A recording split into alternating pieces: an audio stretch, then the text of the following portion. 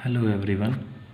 आज के इस वीडियो लेक्चर में हम लोग देखेंगे डिस्क्रीट मैथमेटिक्स के अंडर आने वाला एक टॉपिक बूलियन अलजेब्रा के अंदर कि कैसे किसी डुअल के अंदर हम किसी बूलियन अलजेब्रा का जो दिया हुआ अलजेब्रिक स्ट्रक्चर होता है, जस्ट लाइक जैसे आप देख पा रहे हैं ये क्वेश्चन है, इसमें x उसके बाद y कॉम्प्लीमेंट z का होल कॉम्प्लीमेंट है, तो हमें कैसे किसी अलजेब्रिक स्ट्रक्चर का डीएन फॉर्म लिखना होता है। तो इससे पहले कि हम एक्सप्रेस करने सीखें, हमें पहले समझना होगा कि आखिर ये डीएन फॉर्म होता क्या है। डीएन फॉर्म का मतलब होता है डिसजंक्टिव नॉर्मल फॉर्म, और ये बेसिकली है क्या, तो ये कुछ प्रोडक्ट्स का सम होता है।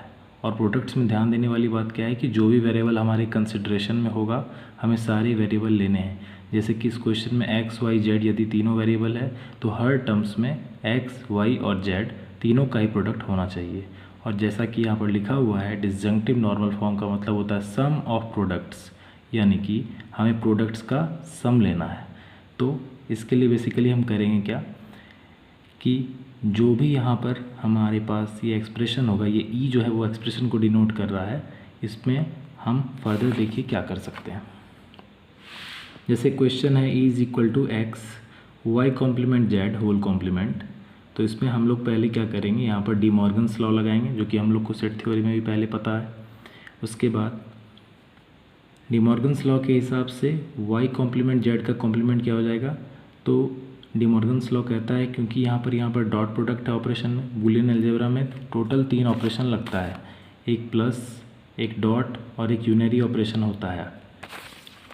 तो इसलिए यहाँ पर जब हम इसको डी मॉर्गन्स लॉ पर तोड़ेंगे तो y कॉम्प्लीमेंट का कॉम्प्लीमेंट यहाँ आ जाएगा जो कि y हो जाएगा, बीच में डॉट है अभी तो डॉट चेंजेस टू प्लस हो जाएगा और z का कॉम्प्लीमेंट यहाँ आ जाएगा।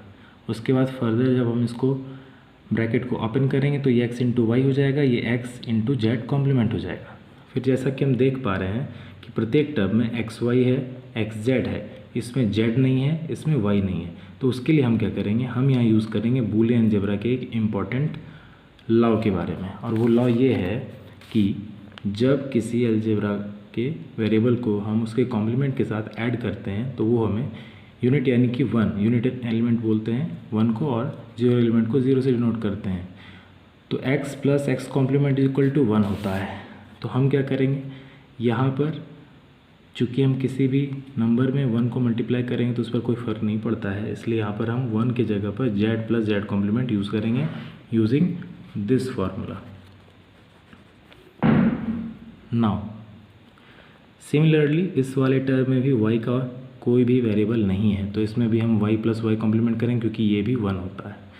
ठीक है, this method is known as introducing missing variable. Okay, now अब यहाँ पर हम क्या करेंगे, इसको ब्रैकेट को ओपन करेंगे, इसको इससे ओपन कर देंगे, ये वाला इससे हो जाएगा, ये वाला इससे ओपन हो जाएगा।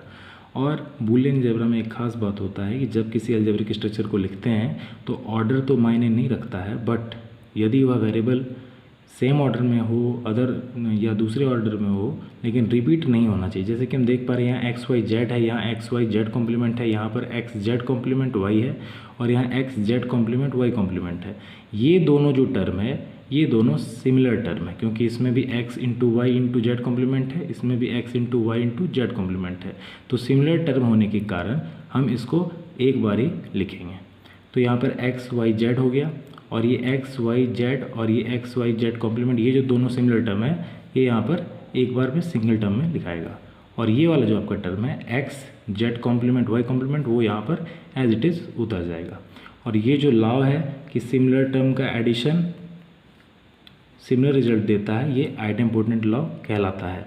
और ये लॉ आप देख सकते हैं यहाँ पर साइड में मैंने लिखा भी है, x plus x is equal to x. ऐसा सिर्फ बूलियन अलजेब्रा में होता है, सारे अलजेब्रा में नहीं होता है। तो इस तरह से हमारा ये जो एक्सप्रेशन दिया था इसका डीएन फॉर्म अराइव हो चुका है। ये भी प्रोडक्ट का टर्म है, ये भी प्रोडक्ट्स में है, ये भी प्रोडक्ट्स में है, और यहाँ पर प्रोडक्ट का सम लिया गया है। देख पा रहे हैं आप बीच में, यहाँ पर भी प्लस है, यहाँ पर भी प्लस है। तो ये आपका बेसिकली जो डीएन फॉर्म था वो आ गया कि बीच में प्लस होना चाहिए और टर्म्स जो है वो प्रोडक्ट के रूप में होना चाहिए। अब आप इसी कंसेप्ट को अप्लाई कर सकते हैं सेकंड क्वेश्चन में भी, जो कि है आपका e equal to z into x complement plus y complement. Thank you.